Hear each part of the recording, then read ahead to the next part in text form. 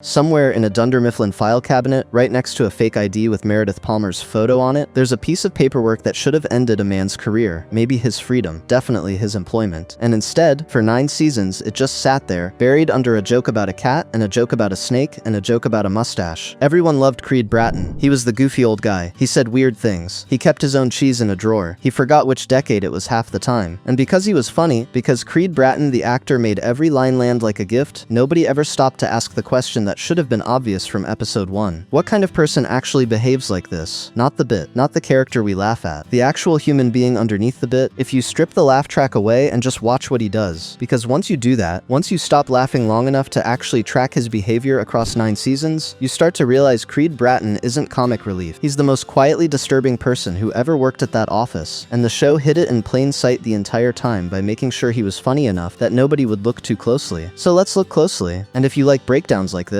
where a character who seemed like a joke suddenly becomes much darker when you actually track the details, subscribe, because this channel is all about looking at the Office characters in a way most people missed the first time. I want to start with the thing most people treat as a throwaway gag, because it's actually the foundation for everything else. Creed Bratton is not his real name. His real name, according to the show's own mythology, is William Charles Schneider. Creed Bratton is a stolen identity taken from a real person, a musician who was actually in a band called the Grassroots back in the 60s. And here's the detail that should stop you cold. In our world, outside the show, there really was a guitarist named Creed Bratton who played in the Grassroots. The show cast that actual man to play a character who steals his name. That's not just a fun bit of metacasting trivia. That's the show quietly telling you right from the start that this character's entire existence is built on top of somebody else's erased life. He didn't become Creed Bratton because he liked the name. He became Creed Bratton because his old life ended, violently, and he needed a new one. And a real person's identity was just sitting there for the taking, and that's not the only identity he's worn. Across the show we learn, in scattered lines that most people laugh past, that he has held dozens of names over the decades. He describes at one point how many aliases he's used, how many social security numbers, how many different lives he's built and abandoned. Think about what that actually means psychologically. Most people go their whole lives with one continuous sense of self. You wake up every day as you. Your memories connect to yesterday's memories, which connect to your childhood, which connect to your name, your family, your history. Creed doesn't have that. Creed has spent 50 years deliberately severing that thread every few years, on purpose, as a survival mechanism. And when you do that enough times, when you erase and rebuild your identity over and over, something happens to the part of you that's supposed to anchor a conscience. Psychologists talk about identity as the scaffolding that holds a moral self together. It's the thing that lets you feel guilt, because guilt requires a consistent self who did the bad thing and has to live with having done it. If you can just become someone else, if you can just close the file on Creed and open a new file under a new name, you never have to live with the consequences of anything. You just walk away from the person who did it, which raises the question nobody in that office ever thought to ask. If he's done that dozens of times already, what exactly is he walking away from now? We actually get an answer, buried in one of the strangest, darkest lines the show ever delivered as a joke. Creed casually mentions, in the middle of a totally unrelated scene, that he was once part of a group, and that when he tried to leave the group, they came after him, and he had to fake his own death to escape. He says it the way you'd mention a dentist appointment. No weight to it at all, but sit with what he's actually describing. A cult, or something cult-adjacent, violent enough that leaving it meant faking his own death and going underground for years. That's not a punchline. That's trauma on a scale most of the people in that office, in their beige little world of paper sales and birthday cakes, could never comprehend. And the show never lets him process it, because the show isn't interested in Creed's interior life. It's only interested in how funny the delivery is, which means we, the audience, have to do the work the writers didn't want to do. We have to ask what it does to a person to survive something like that. And the answer is usually the same. It flattens you. It teaches you that attachment is dangerous, that groups will turn on you, that the only safe move is to never be fully known by anyone ever again. Every single bit of Creed's strangeness in that office, the vagueness, the deflection, the constant performance of harmless confusion, starts to look less like eccentricity and more like a trained response. A man who learned, the hard way, that being underestimated keeps you alive. Which brings us to the part of Creed's story that actually happens on screen, at Dunder Mifflin, in real time, and that the show plays entirely for laughs. Because Creed doesn't just have a violent past. He is, in the present tense, actively committing crimes at the office, constantly, and getting away with every single one of them. Start with the CPR class. The office gets trained in CPR, and Creed is handed the responsibility of managing the paperwork for who's been certified. He forges the documents. He fills out fake certifications for people who never took the class, including himself, and he does it with the same bored expression he brings to everything else. Nobody actually checks. Nobody actually verifies. And the show treats it as a 5-second gag about Creed being lazy. But think about what he's actually doing. He is falsifying medical emergency documentation in a workplace. The the kind of paperwork that exists specifically because someone's life might depend on somebody in that building actually knowing what they're doing. Creed doesn't care. It's not laziness. It's the same instinct we already identified. Paper over the truth. Present the appearance of competence. Walk away clean. Then there's the quality assurance job itself, which is somehow even worse once you actually think about it. Creed's official role at Dunder Mifflin for years was quality assurance. His entire job was to be the person who caught defective paper before it went out to customers. And at multiple points across the show, we learn he simply doesn't do it. He signs off on batches he never checked. He lets defective paper ship because actually doing his job would require effort he's not willing to give. In one storyline, faulty paper actually causes real problems for a client, and the responsibility traces back to Creed cutting corners on the one task he was hired to perform. Somebody else predictably takes the fall. That's the pattern with Creed every single time. Somebody else absorbs the consequence. He absorbs nothing. And because he's positioned himself as the office's lovable weirdo, nobody's first instinct is ever to suspect him. That's not an accident. That's the entire design of the performance. If people think you're a harmless old fool, they stop watching you closely enough to catch what you're actually doing. Now here's where it gets genuinely dark, because we're not just talking about a guy skating by on low effort. We're talking about actual criminal behavior that the show treats with the same shrug as the paperwork gags. Creed steals Meredith's identity, using her social security number and personal information to open a fraudulent line of credit, and when it's discovered, he shows almost no reaction at all. Later, when the branch is under financial strain and cutbacks are being discussed, we learn Creed has been embezzling money from the company for years, quietly skimming, and when the possibility of layoffs comes up, his solution isn't to stop. It's to make sure someone else gets blamed for the numbers not adding up. And in one of the most quietly chilling lines the show ever wrote, Creed admits, almost proudly, that he's killed a man. He says it in passing, in a documentary aside, with zero follow-up, and the show cuts away before anyone can react, because reacting would break the joke. That's the trick the whole character runs on. Say something monstrous, then move fast enough that nobody's allowed to sit with it. And this is the part I think most people miss entirely when they talk about Creed. They talk about him like he's the show's resident weird uncle, a guy who says nonsense because nonsense is funny. But if you actually catalog what Creed does across 9 seasons, identity theft, forged medical documents, sabotaged quality control, embezzlement, an admitted killing, a fabricated criminal record he's clearly hiding from, a fake death to escape a dangerous group, you are not looking at eccentricity. You are looking at the resume of someone who should, by any reasonable standard, have been in prison decades before he ever set foot in Scranton. The show gives us a man with the actual behavioral profile of a career criminal and asks us to laugh at him because he says the word moon juice with a straight face. So why does it work? Why do we laugh instead of recoiling? And I think the honest answer says more about us than it does about Creed. We laugh because the show gives him the aesthetic packaging of harmlessness. He's old, he's slow to respond, he mixes up names and dates, he seems bewildered by basic office technology. Every visual and verbal cue the show gives us tells our brain, this man is not a threat, this man could not possibly be dangerous, look how confused he is by the copier. And that packaging does exactly what it's designed to do, both to the characters in the show and to us watching it. It's the oldest trick in the book for anyone who's spent a lifetime getting away with things. Look unthreatening. Look a little slow. Let people's guard down completely. Because the moment someone assumes you're harmless, they stop paying attention to what you're actually doing with your hands. There's a version of this essay where I'd tell you that's just clever writing, a fun subversion, nothing more. But I don't think that's all it is, because the show occasionally lets the mask slip just enough to show you it's a mask. There's a scene where the office is auditioning senior staff for layoffs, and Creed, without missing a beat, fabricates an entire fictional employee to take the fall in his place, invents a name, invents a backstory, invents enough documentation that the company actually starts the process of firing a person who does not exist. That's not confusion. That's not an old man being scatterbrained. That is fast, deliberate, creative deception under pressure, executed instantly by someone who has clearly done this exact kind of maneuver before. The bewildered old man act drops for maybe 4 seconds, and what's underneath it is somebody sharp, somebody calculating, somebody who has spent a lifetime thinking several moves ahead of the people around him. Then the mask goes right back on, and everyone in the office, including us, goes right back to thinking of him as the harmless one. That's the actual horror of Creed Bratton, if you let yourself sit with it. It's not that he's committed crimes. Plenty of sitcom characters have done worse for a punchline. It's that the show demonstrates, again and again, that his performance of harmlessness is a choice, a skill, something he can turn on and off depending on what he needs from the room. Which means every single moment he plays confused, every time he stares blankly